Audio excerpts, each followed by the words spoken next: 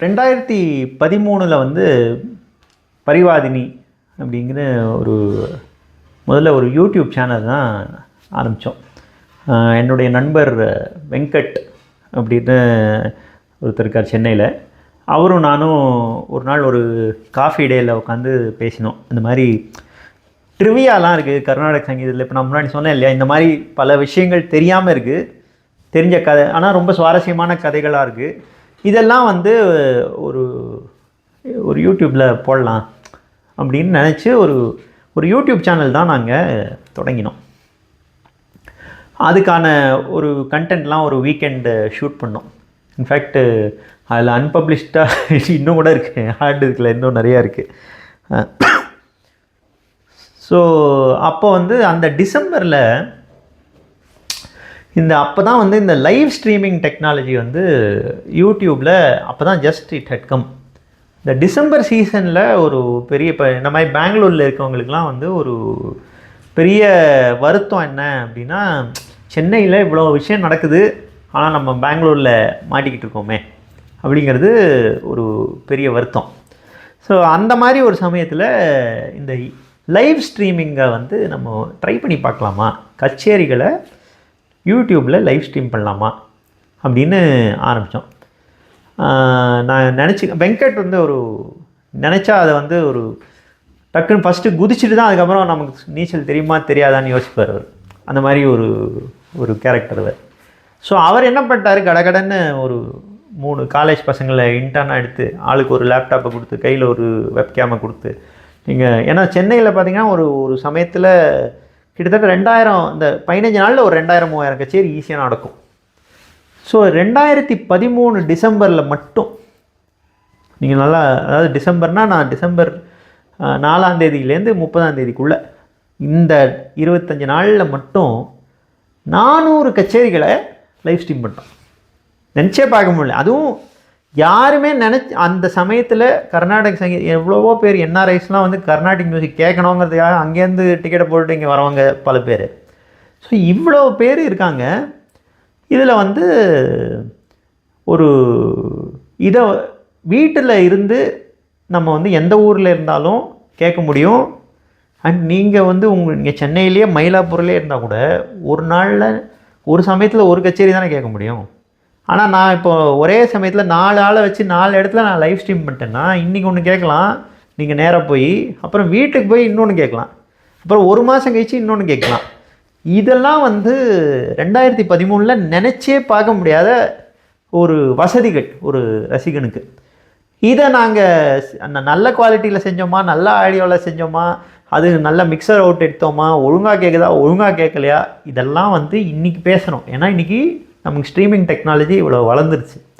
இன்றைக்கி வந்து நல்லா காதில் கேட்டு சார் மிருதங்கம் தொப்பி சரியே இல்லை சார்னு அந்த கச்சேரியே கேட்க மாட்டேங்கிறோம், யூடியூப்பை டெலீட் பண்ணுன்னு சொல்கிறோம். என்ன அன்றைக்கி எதுவுமே கிடையாது. அதனால் நாங்கள் தான் ராஜா, நாங்கள் என்ன வச்சோமோ அதுக்கு அப்படி ஒரு ரிசப்ஷன். சரி, அந்த சமயத்துலேயும் நாங்கள் என்ன பண்ணோம் அப்படின்னா, எனக்குள்ளே இருக்க ஒரு ரசிகன் நான் வந்து நான் எல்லா வருஷமும் அட்லீஸ்ட் ஒரு வாரத்துலேருந்து 10 நாளைக்கு பெங்களூர்லேருந்து சென்னையில் போய் சென்னையில் நாள் முழுக்க கச்சேரி கேட்குறது அப்படிங்கிற பழக்கம் நான் வேலைக்கு வந்ததுலேருந்து இருக்குது. 2003 நான் பெங்களூரில் இருக்கேன். அப்போலேருந்து எல்லா டிசம்பரும் குறைஞ்சபட்சம் ஒரு வாரமாவது அங்கே போய் இருந்து கச்சேரிகள் கேட்குறது அப்படின்னு போவோம். இந்த ஒரு வாரம் போகிறதுக்கு ஒரு மாதம் முன்னாடிலேருந்தே முதல் நாள் இங்கேருந்து இதை கேட்டுட்டு அதை கேட்கணும், அப்புறம் அதை கேட்டுட்டு இதை கேட்கணுன்னு பிளான் போடுவோம். ஏன்னா பக்கத்தில் நடக்கும் இல்லையா. ஸோ அகாடமியிலேருந்து ஒரு கச்சேரி 4 மணிக்கு கேட்டால் 6:30 மணிக்கு நம்ம நாரதகாரன் சபானிக்கு இன்னொரு கேட்டால் இதையும் கேட்கலாம் அதையும் கேட்கலாம். இந்த பிளானெல்லாம் நாங்கள் முன்னாடியே போட ஆரம்பிச்சிடுவோம். இது ஒரு கேட்குற கச்சேரியோட ஐயோ இது போச்சே அது போச்சேன்னு அந்த எக்ஸசைஸே பயங்கர இதுவாக இருக்கும். ஸோ அந்த மாதிரி நான் ஒரு பிளான் போட்டுட்டு இருந்தேன் என்னோடய சொந்த அனுபவத்துக்காக. அப்போது ஒரு சில ஆர்டிஸ்ட் எல்லாம் அவர் எங்கே வாசிக்கிறாரு எங்கே பாடுறாரு அப்படின்னு நாங்கள் பார்த்தபோது அந்த டிசம்பரில் இந்த ஆர்டிஸ்ட் எல்லாம் எங்கேயுமே பர்ஃபார்ம் பண்ணல. நீங்கள் யோசிச்சு பாருங்கள், நமக்கு ரொம்ப மனசுக்கு அவங்க ரொம்ப சிறப்பான ஆர்டிஸ்ட்டுன்னு நம்ம நினைக்கிறோம். 5000 கச்சேரி நடக்குது, ஆனால் இவ்வளோ சிறப்பாக வாசிக்கிறவங்களுக்கோ பாடுறவங்களுக்கோ இடம் இல்லாத ஒரு ஃபெஸ்டிவல் நடக்குது. அப்படிங்கும் போது எனக்கு ரொம்ப அது ஒரு மோட்டிவேஷனாக இருந்தது. ஏன் இந்த மாதிரி ஆட்களாக பிடிச்சி நம்ம ஒரு சீரீஸை வைக்கக்கூடாது? இப்படி தான் வந்து அன்சங் ஹீரோஸு அப்கமிங் டேலண்ட் வந்தது. அதனால் நாங்கள் இப்போ நீங்கள் டிசம்பரில் ஒரு ஹாலை நான் இதை யோசிக்கிறதே டிசம்பர் 15 டிசம்பர் மாதம் 15 மேலே ஒரு ஹாலை நீங்கள் சென்னையில் கண்டே பிடிக்க முடியாது. ஏன்னா எல்லா ஹாலும் புக்டு, எல்லாமே 3 மாதம் முன்னாடியே எல்லாம் பிளான்டு. நாங்கள் வந்து டி நகர் சோஷியல் கிளப், இந்த சோஷியல் கிளப்பில் கர்நாடிக் மியூசிக் சீரீஸ்னு ஜென்மத்தில் நடந்திருக்காது. இங்கே வேறு எதேதோ நடந்திருக்கலாம். இந்த சோஷியல் கிளப்பில் வெங்கட் மெம்பர், அவர் போய் கேட்டு அவங்க ஒரு 4 நாள் கொடுக்குறேன்னாங்க. ஆனால் நாங்கள் ஆல்ரெடி ஒரு வாரத்துக்கு பிளான் பண்ணிட்டோம். இன்னொரு இதில் ஒரு அப்பார்ட்மெண்ட்டோட க்ளப் ஹவுஸ், இங்கே 4 நாள், அங்கே 3 நாள். நாங்கள் ஒரு எங்களுக்கு கச்சேரி ஆர்கனைஸ் பண்ணதுக்கான எந்த எக்ஸ்பீரியன்ஸும் கிடையாது. ஆனால் நாங்களே ஒரு இதெல்லாம் எப்படி பண்ணோன்னு எனக்கு திருப்பி பார்த்தா ரொம்ப ஆச்சரியமாக தான் இருக்குது. ஏன் பண்ணோன்னு தெரில. ஆனால் இப்போ இது ஒரே ரீசன் தான். இவங்க பாட்டை நமக்கு இந்த டிசம்பர் சீசனில் கேட்குறதுக்கு வாய்ப்பு இல்லை. என்ன மாதிரி மற்றவங்களும் இவங்க பாட்டை கேட்கணும்னு நினைப்பாங்க, அவங்களுக்கும் வாய்ப்பு இல்லை. ஒரு வாய்ப்பை ஏற்படுத்தணும். இப்படி தான் நாங்கள் ஒரு 2013 பரிவாதினியில் ஒரு சீரீஸ் போட்டோம். அது நல்ல வரவேற்பு. நாங்கள் அந்த சீரீஸில் நாங்கள் போட்ட ஒவ்வொரு கச்சேரியும் முத்தாக அமைஞ்ச, ஏன்னா அந்த கலைஞர்கள்லாம் அப்படி அவங்க எல்லாமே நம்ம கச்சேரி நடந்தால் தான் அவங்க நல்ல கலைஞர்னு இல்லை. நம்ம அறிவு உலகத்துக்கு அவங்களுடைய கலை கண்ணில் படலை அப்படிங்கிறது நம்மளுடைய துரதிருஷ்டம். அந்த மாதிரி தான். ஸோ அவங்க வாசித்த அந்த பாடின அந்த கச்சேரிகள் எல்லாமே ரொம்ப சிறப்பாக அமைஞ்சுது. அந்த சீரீஸ்க்கு ரொம்ப நல்ல வரவேற்பு கிடச்சிது. அப்போது நாங்கள் அந்த சமயத்தில் நாங்கள் இந்த வெப்காஸ்ட்லாம் பண்ணும்போது ஒரு மிருதங்க வித்வான் திருவேண்டரம் பாலாஜின்னு இன்றைக்கி ஒரு பிரபல மிருதங்க வித்வான் இருக்கார். அவருடைய உதவியை நாங்கள் நிறையா பெற்றோம். ஏன்னா இப்போ இந்த ஒரு வெப்காஸ்ட் பண்ணோன்னா ஆர்டிஸ்ட் கிட்ட பர்மிஷன்லாம் வாங்கணும், அவங்க இதுக்கு ஒத்துக்கணும், அவங்க இது பரவாயில்லன்னு நினைக்கணும். இதுக்கெல்லாம் வந்து அவர் ஹெல்ப் பண்ணார். அந்த சமயத்தில் அவரோட பேசிகிட்டு இருக்கும்போது ஒரு கேஷுவலாக ஒரு விஷயம் சொன்னார். எதுக்கோ அவார்டெல்லாம் கொடுக்குறாங்க, எல்லாத்துக்கும் விருது இருக்குது. இன்ஃபேக்ட் கர்நாடிக் மியூசிக்கில் நீங்கள் ரசிகராக இருந்தால் ரசிகா அவார்டுலாம் இருக்குது.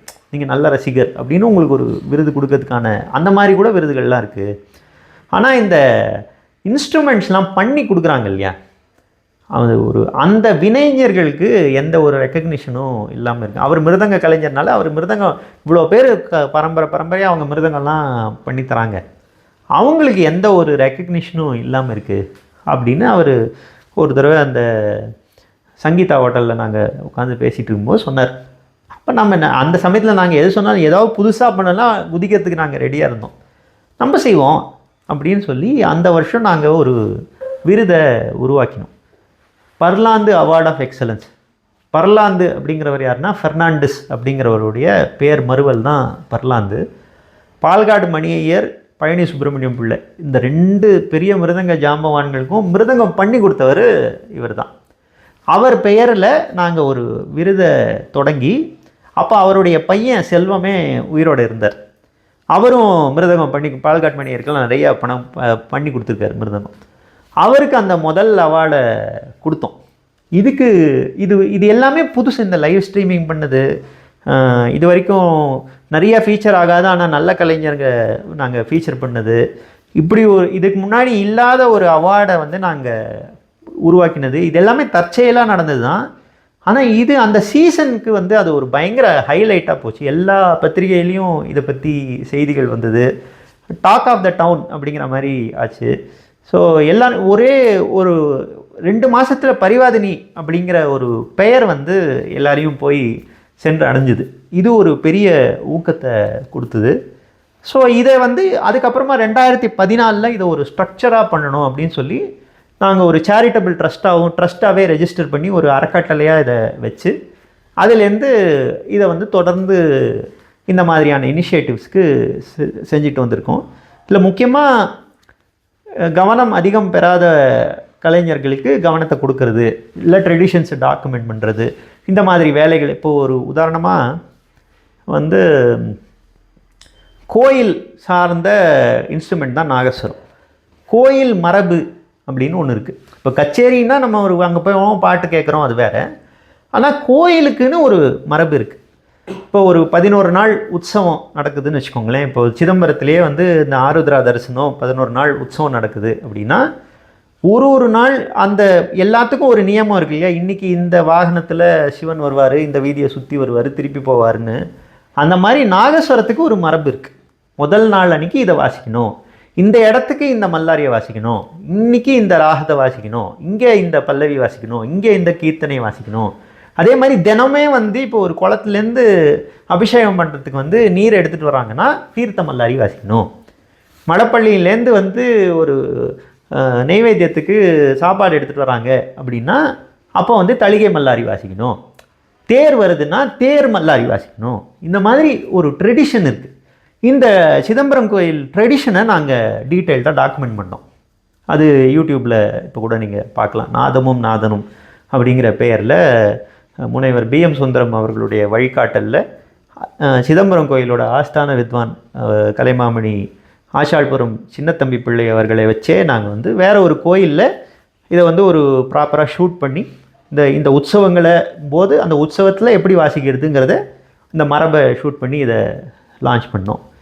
ஸோ இந்த மாதிரி இனிஷியேட்டிவ்ஸ் ப்ளஸ் இதெல்லாம் நம்ம பண்ணுறோம் அப்படிங்கும்போது இது ஒரு ட்ரஸ்ட்டாக இருக்கிறதுனால ஜென்ரலாக இது சம்மந்தப்பட்ட ஆர்வம் இருக்கிறவங்களுடைய கான்ட்ரிபியூஷன்ஸு, அவங்களுடைய டொனேஷன்ஸ் இதெல்லாம் தொடர்ந்து வந்ததுனால தொடர்ந்து இதில் கடந்த 10 வருஷமாக செயல்பட்டு வந்துக்கிட்டு இருக்கோம். இதில் லாஸ்ட்டு ஃபியூ இயர்ஸாக நிறையா நாகஸ்வரம் சம்மந்தமான இந்த நாகஸ்வர ட்ரெடிஷனை டாக்குமெண்ட் பண்ணோம் அப்படின்னு சொல்லி தான் நாகஸ்வரத்துக்குள்ளே வந்தோம். இதில் பண்ணுறதுக்கான வேலைகள் நிறையா இருக்குது. ஏன்னா நம்மளோட அன்சங் ஹீரோஸ் அப்படிங்கிறதுல கர்நாடிக் மியூசிக்கில் டெஃபினட்டாக நாகஸ்வர ஆர்டிஸ்ட்டை நம்ம சொல்லலாம். ஏன்னா இவங்களும் கர்நாடிக் மியூசிக்கில் தான் இருக்காங்க. ஆனால் இன்றைக்கி ஒரு வாய்ப்பாட்டில் இருக்கிற ஒரு பாடகரை தெரிஞ்ச அளவுக்கு ஒரு நாகஸ்வரம் வாசிக்கிற அதே அளவு இல்லை அதோட கொஞ்சம் டேலண்ட் ஜாஸ்தியாக இருக்கிறவங்க கூட நமக்கு தெரியறதில்ல. இப்போ இங்கே ஒரு 20 பேரை நமக்கு தெரியும்னா அங்கே ஒரு 2 பேரை தான் தெரியும் ஒரு கம்பேரிசனுக்கு சொன்னோம்னா. ஆனால் இங்கே 2000 பேர் இருக்காங்கன்னா அங்கேயும் 2000 பேர் இருக்காங்க. ஸோ இந்த ஒரு இம்பேலன்ஸ் இருக்கிறது. அதனால் நம்ம இதுக்கான வேலையை செய்கிறதுக்கான தேவை இன்னும் நிறையா இருக்குது. அப்படிங்கிறதுனால நாங்கள் வந்து நிறையா நாகஸ்வர கச்சேரிகளை ஒருங்கிணைக்க ஆரம்பித்தோம். மயிலாப்பூரில் மற்ற டிசம்பர் இல்லாத சமயங்களில் 2 மாதத்துக்கு ஒரு தடவை ஒரு நாகஸ்வர கச்சேரி வைக்கிறது அப்படின்னு சொல்லி ஆரம்பித்தோம். அதுக்கு நல்ல முதல்ல பார்த்திங்கன்னா ரொம்ப நம்ம கண்ணில் ரத்த கண்ணீர் தான் வரும். இதில் வந்து மேடை மேலே நாகஸ்வரக்காரங்க வந்தாங்கன்னு வச்சுக்கோங்களேன், அவங்களே 2 பேர் நாகஸ்வரம் வாசிப்பாங்க, 2 பேர் தவில் வாசிப்பாங்க, தவில் வித்வானோட 2 பேர் வந்திருப்பாங்க, தாளம் போட ஒருத்தர் வந்திருப்பார். மினிமமாக 7 பேர் மேடை மேலே இருப்பாங்க. மேடைக்கு கீழே 7 பேர் இருக்க மாட்டாங்க. ரொம்ப கஷ்டமாக இருக்கும். ஒரு கச்சேரி நானும் என் தம்பி மட்டும் இருந்தோம். மேலே 7 பேர் கீழே 2 பேர், இப்படி ஒரு கச்சேரி. அதெல்லாம் பார்த்து எனக்கு ரொம்ப டிப்ரெஸிங்காக இருந்த சூழல் மாறி ஓரளவுக்கு இப்போ ஒரு கச்சேரி வச்சா ஒரு 70-80 பேர் வருது. 70-80 பேருங்கிறது கர்நாடக சங்கீதத்துக்கு ஒரு நல்ல க்ரௌடு தான், வந்து மோசமான க்ரௌடு இல்லை, இலக்கிய கூட்டம் மாதிரி தான் வச்சுக்கோங்களேன். அது மாதிரி ஸோ அந்த மாதிரியான ஒரு சூழல் மாறிச்சு. அதுக்கப்புறம் நாங்கள் தொடர்ந்து இந்த நவராத்திரி போது 9 நாளும் நாகஸ்வர கச்சேரியை ஸ்ட்ரீம் பண்ணுறது அப்படின்னு இது கடந்த ஒரு 5 வருஷமாக பண்ணிக்கிட்டு இருக்கோம். இதை தவிரவும் மற்ற கச்சேரிகள் வைக்கிறோம். நாங்கள் நாகஸ்வரத்துக்காக மட்டுமே இயங்குகிற ஆர்கனைசேஷன் கிடையாது, மற்ற விஷயங்களும் செய்கிறோம். இன்றைக்கி இதில் தேவை நிறையா இருக்கிறதுனால இதில் கொஞ்சம் நிறையா இயங்குகிற மாதிரியான ஒரு பிம்பம் கிடச்சிது. இதில் நான் முக்கியமாக என்னுடைய நண்பர் சுவாமிமலை சரவணன் அவர்களை பற்றி சொல்லணும். அவர் வந்து இணைஞ்சதுக்கப்புறம் தான் நாகஸ்வரத்தோட பங்களிப்பு கொஞ்சம், நாகஸ்வர துறையில் பங்களிப்பு கொஞ்சம் ஜாஸ்தியாச்சு அப்படின்னு சொல்லலாம். இவர் யாருன்னா பரம்பரையாக சுவாமிமலை கோயிலில் நாகஸ்வரத்தில் ஆஸ்தான வித்வானாக இருக்கிறவங்களோட குடும்பத்தில் இருக்கவர். இவருடைய அண்ணா சுவாமிமலை மணிமாறன் தான் இன்றைக்கி ஆஸ்தான வித்வானாக இருக்கவர். இவர் ஒரு ஐடி துறையில் பணியாற்றவர் அப்படின்னாலும் இதில் ரொம்ப ஆர்வம் உள்ளவர். அண்ட் இவர் ஒரு இன்சைடர். இவங்க எல்லோரும் அந்த குடும்பத்தை சார்ந்தவர், இவருக்கு எல்லாரையும் நல்லா தெரியும், இவர் மேலே எல்லாருக்கும் நல்ல மதிப்பு இருக்குது. அண்ட் இவர் வந்து எப்படியும் செஞ்சால் ஒழுங்காக செய்வாருங்கிற ஒரு நல்ல பெயர் அந்த கம்யூனிட்டிக்குள்ளே இருந்ததுனால இவர் என்னுடைய நண்பராக எனக்கு அமைஞ்சது வந்து இந்த இந்த ஒருங்கிணைப்பு மூலமாக தான் அவர் வந்து சேர்ந்தார். ஸோ நாங்கள் 2 பேரும் சேர்ந்ததுனால இன்னும் கொஞ்சம் நிறையா செய்ய முடிஞ்சது. இன்ஃபேக்ட் நீங்கள் சாமிமலை சரவணன் ஒரு யூடியூப் சேனல் இருக்குது, நீங்கள் அதை பார்க்கலாம். அது ஒரு almost exclusive channel for nagaswaram தான். அதில் அவர் ஃபீச்சர் பண்ணாத ஆர்டிஸ்டே கிடையாது. எல்லாரையும் தேடி தேடி போய் அவங்க வீட்டில் இல்லை கோயில்களில் வச்சு ரெக்கார்ட் பண்ணி பல ஆயிரம் வீடியோஸ் ஒரு தனி மனிதனாக அவர் போட்டிருக்காரு. ஸோ நாங்கள் 2 பேரும் சேர்ந்து இதை செஞ்சது இப்போ செஞ்சுட்டு வந்துட்டுருக்கோம். அப்படி இந்த 2019 வருஷம் பரிவாதினி மூலமாக ஒரு கேலண்டர் நாட்காட்டி போட்டுக்கிட்டு இருக்கோம். அதில் இது எப்படி தொடங்கிச்சுன்னா, இப்போ இவங்களுடைய நாகஸ்வர கலைஞில் ரொம்ப பெயர் பெற்ற பல வித்வான்கள், அரிய வித்வான்களோட படங்கள் முதல்ல கிடச்சிது, ஃபோட்டோஸ் மட்டும் கிடச்சிது. அதில் வந்து அந்த ஃபோட்டோஸ் எல்லாம் வெறும் அந்த ஃபோட்டோவை சும்மா ஒரு ஃபேஸ்புக் போஸ்ட்டு மட்டும் போட்டால் அது அப்படியே காணாமல் போயிடுது இல்லையா. அதனால் இது ஒரு டிசம்பர் மாதத்தில் கிடச்சதுனால இதை வச்சு ஒரு கேலண்டர் போடலாமா, ஒரு சின்ன குறிப்பு. ஏன்னா இவங்களை பற்றி ஒரு பதிவே இல்லாமல் இருந்தது. சரி, ஒரு சின்ன குறிப்பு மட்டுமாவது எழுதி ஒரு கேலண்டர் ஒன்று போடலாம் அப்படின்னு சொல்லி ஒரு 12 பேர், 6 தவில் 6 நாகஸ்வர வித்வான்களை பேஸ் பண்ணி ஒரு கேலண்டர் போட்டோம். அதற்கு ரொம்ப நல்ல வரவேற்பு இருந்தது. இது வந்து ஒரு யூஸ்ஃபுல்லான ஒரு விஷயமாகவும் இருக்குது, ஒரு வருஷம் முழுக்க ஒரு இசையை கொண்டாடுற மாதிரி ஒரு விஷயமாகவும் இருக்குது. அதனால் ஒரு பண்ணலாம் அப்படின்னு சொல்லி செஞ்சோம். அதுலேருந்து தொடர்ந்து செஞ்சுட்டே வரும். 2020 வந்து 21 தவில் மேதை வலங்கைமான் சண்முக சுந்தரம் பிள்ளை அவர்களுடைய நூற்றாண்டை கொண்டாடுற மாதிரி ஒரு நாட்காட்டியை போட்டோம். அப்புறம் 2022 காரகுறிச்சி அருணாச்சலம் அவர்களை பற்றி ஒரு கேலண்டர் போட்டோம். அப்புறம் தவில் மேதை மறைந்த மாமேதை கலியமூர்த்தி அவரை பற்றி ஒரு வருஷம் ஒரு கேலண்டர். இது ஒரு 12 படங்களையும் போட்டு அவங்கள பற்றி ஒரு குறிப்பும் எழுதி ஒரு 12 பக்கம் நமக்கு கிடைக்கிறதுனால ஒரு ஃபேர்லி டீட்டெயில்டு ஒரு description about their personality and music எழுதுறதுக்கான ஒரு வாய்ப்பாகவும் இருக்குது. இந்த வருஷம் கொஞ்சம் வித்தியாசமாக என்ன பண்ணியிருக்கோம் அப்படின்னா, 30 வயதுக்கு குறைவாக இருக்கிற இன்றைக்கு ரொம்ப திறமை உள்ள ஒரு நாகஸ்வர தவில் கலைஞர்களை, இன்னும் பெரிய டிஸ்கிரிப்ஷன்லாம் இல்லை, அவங்களுடைய ஃபோட்டோ கான்டாக்ட் டீட்டெயில்ஸை போட்டு, இப்போ நாளைக்கு உங்கள் வீட்டிலே ஒரு கச்சேரி நடக்க போகுது, இல்லை உங்கள் குடும்பத்திலேயே ஒரு விழா நடக்குது, அந்த மாதிரி ஏதோ ஒரு விசேஷங்களுக்கு ஒரு இளம் கலைஞர்களுக்கு பற்றி உங்களுக்கு தெரிஞ்சால் நீங்கள் அவங்கள உங்கள் வீட்டுக்கு கூப்பிடுறதுக்கோ இல்லை ஒரு சபாவுக்கு கூப்பிடுறதுக்கோ ஒரு வாய்ப்பாக அமையும். இதன் மூலமாக ஒரு வெளிச்சத்தை அவங்க மேலே பாய்ச்ச முடியும் அப்படின்னு ஒரு எண்ணத்தில் இந்த வருஷம் மங்களநாத யுவ பிரதிபா அப்படிங்கிற ஒரு தலைப்பில் நாங்கள் இந்த கேலண்டரை வெளியிட்டிருக்கோம். இதில் 12, எனக்கு ஒரே வருத்தம் என்னென்னா, ஒரு வருஷத்துக்கு 12 மாதம் தானே இருக்குது அப்படிங்கிறது தான் ஒரு வருத்தமாக இருக்குது. ஏன்னா அவ்வளோ கலைஞர்கள் இருக்காங்க, 12 பேரை பற்றி மட்டும்தான் போட முடியுது. அவங்களுடைய கான்டாக்ட் டீட்டெயில்ஸ் எல்லாம் கொடுத்து போட்டிருக்கோம். இது பொதுவாக நல்ல வரவேற்பு இருக்குது, எல்லார்டையும் போய் சேருது. இது ஒரு இனிஷியேட்டிவ் பரிவாதினி. இது லலிதராம் அவர்களுடைய வாசிப்பாளர்கள் எப்படி, அவருடைய வாசிப்பு ஆசான் அந்த மாதிரி இருக்காங்களா, இல்லை உங்களுக்கு எழுத்துக்கு முன்னோடி யாராவது வச்சிருக்கீங்களா? எனக்கு வந்து ஓரளவுக்கு வாசிக்கிற பழக்கம் உண்டு. ரொம்ப அப்படியே இலக்கியத்தில் ரொம்ப ஆழ்ந்த படிப்பு அப்படின்னு சொல்ல முடியாது. ஆனால் எனக்கு நிச்சயமாக ஒரு பரிச்சயம் உண்டு, ஒரு ஆர்வமும் உண்டு.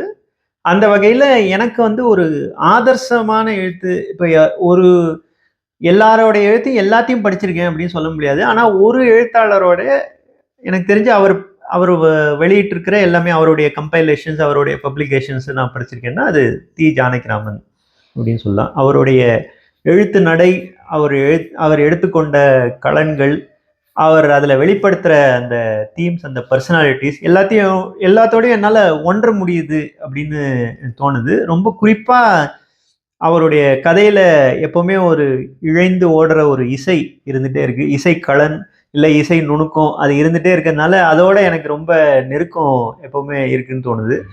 நான் எழுதும்போது அவரை மாதிரி எழுதணும்னு நினச்சி எழுதுறோம் அப்படின்னு இல்லை. ஆனால் அவருடைய எழுத்தை வந்து நிச்சயமாக எனக்குள்ளே ஏதோ ஒரு ஆஸ் அ பர்சன் ஏதோ ஒரு பாதிப்பு, என்னுடைய எழுத்துலேயும் ஒரு பாதிப்பு இருக்குது அப்படின்னு நினைக்கிறேன். அதுக்காக அவரை மாதிரி நான் எழுதுறேன் அப்படின்லாம் அப்படியான மிகை கற்பனைகள்லாம் எனக்கு இல்லை. நான் என்ன மாதிரி தான் எழுதுறேன். அவர் வேற ஒரு பெரிய இடத்துல தான் இருக்கார், அதில் ஒன்றும் சந்தேகம் இல்லை. ஆனால் நான் ஒரு ஆதர்சமாக நினைக்கிறது, நான் ரொம்ப விரும்பி படிக்கிறது, நான் ரொம்ப பல முறை திருப்பி திருப்பி போய் பார்க்கறது அப்படிங்கிற ஒரு எழுத்து வந்து டி. ஜானகிராமன் அவர்களுடைய. நான் முன்னமே சொன்ன மாதிரி நான் ஒரு இன்டர்நெட் உருவாக்கின எழுத்தாளர் தான். எழுத்தாளர்னு சொல்லிக்கலாமான்னு தெரியல, சொல்லிக்கலாம்னு நினைக்கிறேன், வச்சுக்கலாம். ஏதோ ஒரு வேறு for the want of better term எழுத்தாளர்னு வச்சுப்போம். நான் இது வரைக்கும் 4 புத்தகங்கள் எழுதியிருக்கேன். 4மே இசை தொடர்பான புத்தகங்கள் தான். ஒரு புத்தகம் தொகுத்துருக்கேன். ஓகே, அதை பற்றி அப்புறம் சொல்கிறேன். நான் முதல்ல எல்லாமே இந்த இன்டர்நெட் குரூப்ஸில் தான் எழுத ஆரம்பித்தேன். அதில் வந்து ஆர் வெங்கடேஷ் அப்படிங்கிற எழுத்தாளர் எல்லாருக்கும் தெரிஞ்சிருக்கும். அப்போ அவர் வந்து இப்போ அவர் தினமலர் பட்டமோட ஆசிரியராக இருக்கார்னு நினைக்கிறேன். அப்போ அவர் வந்து ஆனந்த விகடன் பப்ளிகேஷன்ஸோட ஹெட்டாக இருந்தார். அவரும் இந்த குரூப்ஸ்லலாம் ரொம்ப ஆக்டிவாக இருந்த ஒரு டைம். அவர் வந்து அவர் பப்ளிகேஷன் டிவிஷனோட, இந்த விகடனோட பப்ளிகேஷன் டிவிஷனோட ஹெட்டாக ஆன உடனே அப்போ ஒரு நாள் தொடர்பு கொண்டு, இந்த டிசம்பர் சீசன் வருது, ஒரு மியூசிஷியனை பற்றி ஒரு பயோகிராஃபி எழுதி கொடுங்க. இவர் சொல்கிறது வந்து ஒரு அக்டோபர் 30 அந்த மாதிரி இருக்கும். நவம்பர் 20 எனக்கு ஒரு புக்கு வேணும் அப்படின்னு சொன்னார். அதுக்கு முன்னாடி நான் எழுதி ஒரு கட்டுரை கூட எங்கேயுமே பிரசுரம் ஆனதில்லை.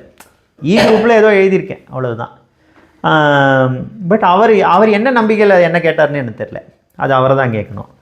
நான் அதற்கு முன்னாடி இந்த புக்கு எழுதணும்லாம் இல்லை, எனக்கு வந்து இந்த ஜிஎன் பாலசுப்ரமணியம் அப்படிங்கிற அந்த மியூசிஷியன், அந்த பர்சனாலிட்டி மேலே ஒரு பயங்கர கிரேஸ் இருந்ததுனால ஒரு 10 வருஷம் அவருடைய மியூசிக்கை பற்றி எங்கெல்லாம் சோர்ஸ் இருக்குது, அவங்க குடும்பத்தில் இருக்கவங்கெல்லாம் எங்கே இருக்காங்க, அவருடைய ரசிகர்கள்லாம் எங்கே, அவருடைய பதிவெல்லாம் எங்கே இருக்குது அப்படின்னு தேடி நான் ஒரு மாதிரி அலைஞ்சு நிறைய சேர்த்து வச்சுருந்தேன். அவர் சொன்ன இதனால் ஆல்ரெடி நான் இதை ஒர்க் பண்ணி வச்சுருந்தேன். புக்காக எழுதணும்லாம் இல்லை, ஒரு ரசிகனாக இதை தெரிஞ்சு வச்சுக்கணும்னு இருந்தேன். அவர் சொன்ன டெட்லைனில் கடன்னு என்ன தோணுச்சோ, என்ன வந்ததோ அதுதான். இப்போ திரும்பி பார்த்தா கொஞ்சம் ரொம்ப சுமாராக இருக்குது அப்படின்னு தான் எனக்கு தோணுது எனக்கு. ஆனால் அன்றைக்கி அதெல்லாம் யோசிக்கலை. ஒருத்தர் கேட்டார், நம்மக்கிட்ட விஷயம் இருக்குது, ஒரு 10 நாளில் எழுதி கொடுத்துட்டேன்.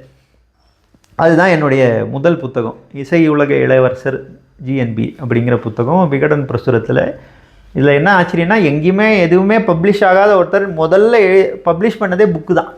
ஏதோ ஒரு கட்டுரை பப்ளிஷ் பண்ணேன், ஒரு இன்டர்வியூ பப்ளிஷ் பண்ணேன், அதெல்லாம் இல்லை, நேராக புக்கு தான். அந்த மாதிரி ஒரு புக்கு பப்ளிஷ் ஆச்சு. ஓரளவுக்கு நல்ல வரவேற்பை அது பெற்றது.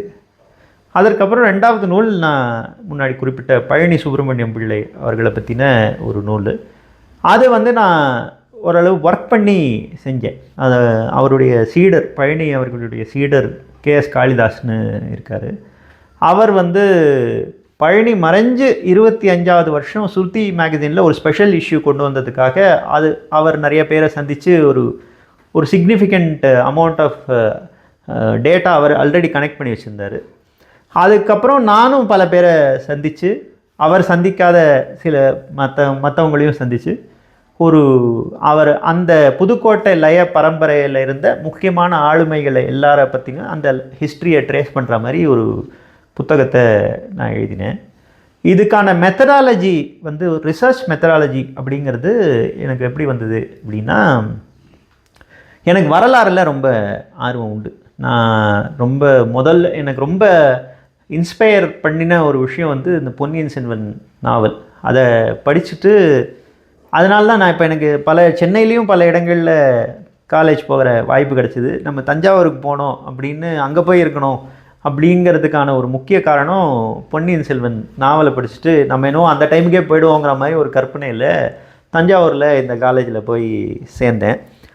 அப்போலேருந்து எனக்கு இந்த கோயில்களை போய் பார்க்குறது, சிற்பங்களை போய் பார்க்குறது, வரலாறை தெரிஞ்சுக்கிறது, முதல்ல வரலாற்று நாவல் தான் வரலாறு அப்படின்னு நான் நினச்சிக்கிட்டு, இதில் இருந்த கேரக்டர்ஸ் இப்படி இருந்திருப்பாங்க அப்படி இருந்திருப்பாங்க நமக்குள்ளேயே சொல்லிக்கிறது, இன்ஃபேக்ட் 2001 நான் வந்து ஒரு குரூப்பு ஸ்டார்ட் பண்ணேன். பொன்னியின் செல்வன் குரூப் அப்படின்னு ஒரு குரூப்பு. அது பார்த்தா நீங்கள் திரும்பி பார்க்குறதுக்குள்ளே ஒரு ஆயிரக்கணக்கான அவ்வளோ ரசிகர்கள் அந்த குரூப்பில் சேர்ந்துட்டாங்க. சேர்ந்த உடனே பொன்னியின் செல்வனில் வர இடத்தையெல்லாம் ஒரு யாத்திரையாக போய் பார்க்கலாம் அப்படின்னு இந்த குரூப்பு கிளம்பி அதுக்கு போய் அதை இப்படி இவங்க குரூப்பு போகிறாங்கங்கிறதுனால கல்கி பத்திரிகை வந்து இவங்களுக்கு ஒரு இடத்த கொடுத்து நீங்கள் இங்கே வாங்க அவங்க எங்கள் ஆஃபீஸில் வந்து டிஸ்கஸ் பண்ணுங்கன்னெலாம் சொல்லி இப்படியெல்லாம் நாங்கள் என்னென்னவோ கூத்தடிச்சிருக்கோம். ஸோ இந்த மாதிரி சமயங்களில் இப்படி ஒரு ட்ரிப்பு போகும்போது திருச்சியில் ராசமாணிக்கனார் வரலாற்று ஆய்வு மையம் அப்படின்னு ஒன்று இருக்குது. டாக்டர் கலைக்கோவன் அவர்கள் நடத்துகிற ஒரு ஆய்வு மையம். தமிழ்நாட்டின் மிகச்சிறந்த வரலாற்று ஆய்வாளர்களில் ரொம்ப முக்கியமானவர் டாக்டர் கலைக்கோவன். அவருடைய பரிச்சயம் இதன் மூலமாக கிடச்சிது. இந்த பொன்னியின் செல்வனில் வந்த இடங்கள் எல்லாம் பார்க்கலாங்கும் போது பெரிய க்ரௌடு போனதில் ஒரு 4-5 பேர் நாங்கள் வந்து டாக்டரோடைய இன்னும் க்ளோஸ் கான்டாக்டில் வந்தோம். அவருடைய வரலாற்று ஆய்வில் போய் நாங்கள் பங்கெடுத்துக்கிற வாய்ப்பு எங்களுக்கு கிடச்சிது. போய் கல்வெட்டுகளை படிக்கிறது, அப்புறம் சிற்பங்களை பார்த்து தெரிஞ்சுக்கிறது, எந்த ஊரில் என்ன ஒரு ஆர்கிடெக்சர்னால் என்ன, கோயில் கட்டடக்கலைனா என்ன, அது எப்படி உருவாகியிருக்கு, ஒரு கட்டடத்துக்கும் இன்னொரு கட்டடத்துக்கும் என்ன வித்தியாசம், இதெல்லாம் தெரிஞ்சுக்கிறது, இது எப்படி ஒரு மெத்தடாலஜிக்கலாக ஸ்டடி பண்ணுறது, டாக்குமெண்ட் பண்ணுறது அப்படிங்கிறத அவர் கூட இருந்து ஓரளவுக்கு தெரிஞ்சிக்கக்கூடிய வாய்ப்பு அமைஞ்சது. நாங்கள் வந்து 2004 வரலாறு.com அப்படின்னு ஒரு மேகசின் தொடங்கினோம்.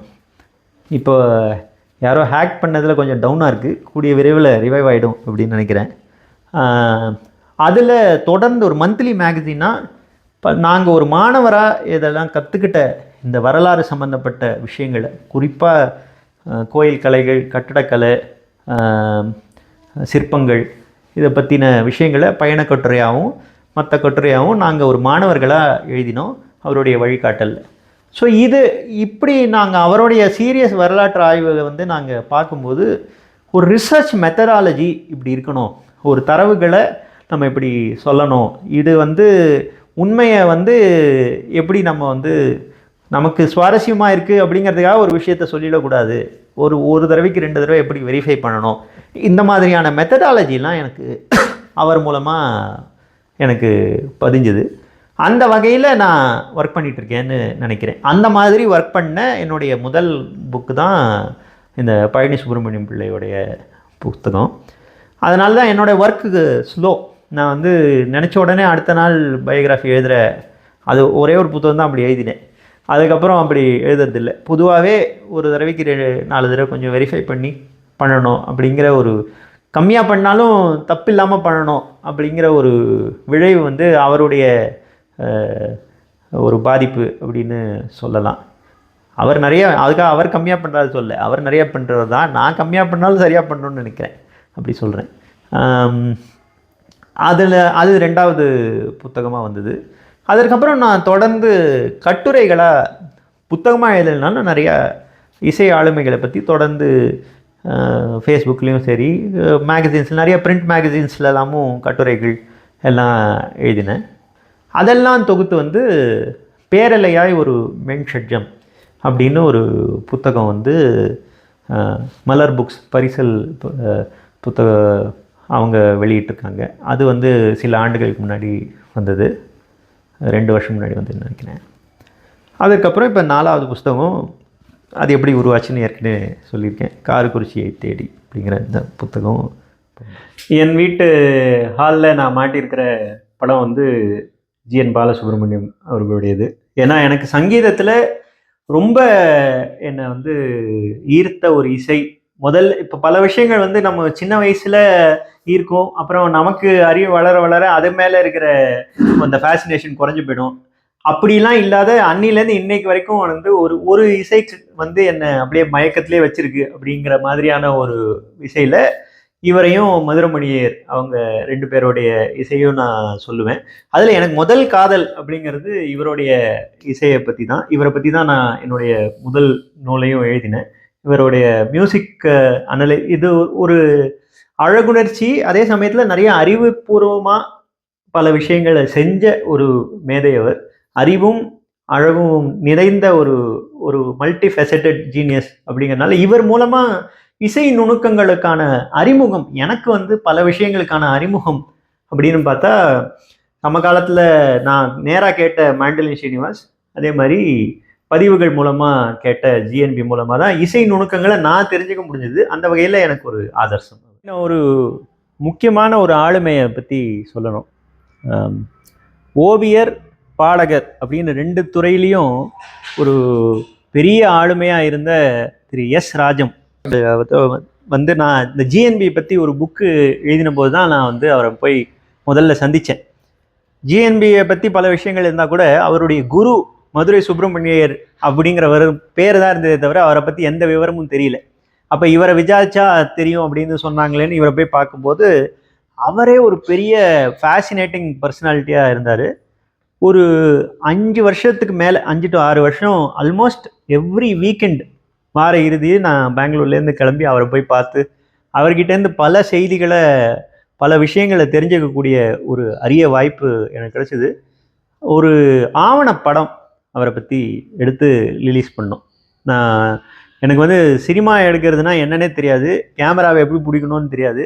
ஆனால் இந்த மாதிரி ஒரு ஆளுமை நம்ம மத்தியில் இருக்காரே. இப்போ நம்ம இதை அப்போ நான் அவரை போய் பார்க்கும்போதே அவருக்கு 85 86 வயசு. அவர் மறையும் போது அவருக்கு 90 வயசு. அப்போவும் வந்து டெய்லி பாடிட்டு இருப்பார், டெய்லி ஓவியம் வரைஞ்சிட்டு இருப்பார். இன்றைக்கி வந்து இந்த மும்மூர்த்திகள் அப்படின்னு சொல்கிற இந்த தியாகராஜர், முத்துசாமி தீட்சிதர், ஷாமா சாஸ்திரியோட ஓவியங்கள் எல்லா இடத்துலையும் பரவி இருக்கு. அது இல்லாத ரசிகர்களே கிடையாது. அந்த ஓவியத்தை வரைஞ்சவர் எஸ் ராஜம் அவர்கள் தான். அவர் வந்து ஒரு திரைப்படத்தில் திரைப்பட இயக்குநர்களில் ஒரு மேதைன்னு கருதக்கூடிய எஸ் பாலச்சந்தரோடைய ஒரு எல்டர் பிரதர். இவர் வந்து சினிமாவில் ஹீரோவாக நடிச்சிருக்காரு. ஆல் இண்டியா ரேடியோவில் பல அற்புதமான விஷயங்களை தயாரித்து ஒரு பெரிய மியூசிஷியன். ஒரு பக்கம் மியூசிக், ஒரு பக்கம் ஓவியம் அப்படின்னு ஒரு மல்டிஃபெசட்டட் ஜீனியஸாக இருந்தவர் நம்ம மத்தியில் இவ்வளோ நெருக்கத்தில் இருக்காரே. இவரை பற்றி ஒரு படம் எடுக்கணும் அப்படிங்கிறது வந்து டாக்குமெண்ட் பண்ணணும் தான். ஒரு பெருசாக படம் எடுக்கணும், நான் ஒரு டைரக்டர் ஆகணும்லாம் எனக்கு இது இல்லை.